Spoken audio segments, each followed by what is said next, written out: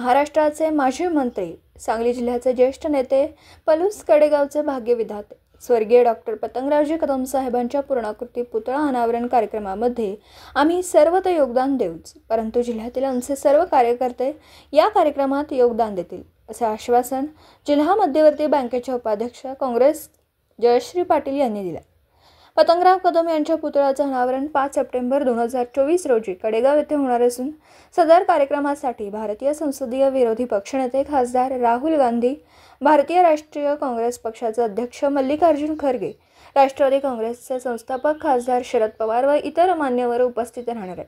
कडेगाव येथे होणाऱ्या या भव्य कार्यक्रमात सहभागी होण्यासाठी सांगली विधानसभा मतदारसंघातून जास्तीत जास्त लोकांनी सहभागी होण्यासाठी आणि त्याच्या नियोजनासाठी आज जयश्री पाटील यांच्या मार्गदर्शनाखाली भव्य बैठकीचे आयोजन करण्यात आले होते. या बैठकीत त्या बोलत होत्या. सदर कार्यक्रमाचे स्वागत ॲडव्होकेट स्वाती प्रमोद सूर्यवंशी यांनी केलं. प्रस्तावना संतोष पाटील यांनी केली. कयूम पटवेगार, सचिन कदम, करीम मिस्त्री, ॲडव्होकेट भाऊसाहेब पवार, श्री रत्नाकर नांगरे यांनी मनोगत व्यक्त केले. युवा नेते जितेश कदम यांनी कडेगावच्या कार्यक्रमाची रूपरेषा व नियोजनाची सविस्तर माहिती दिली. आभार श्री अजित सूर्यवंशी यांनी मांडले.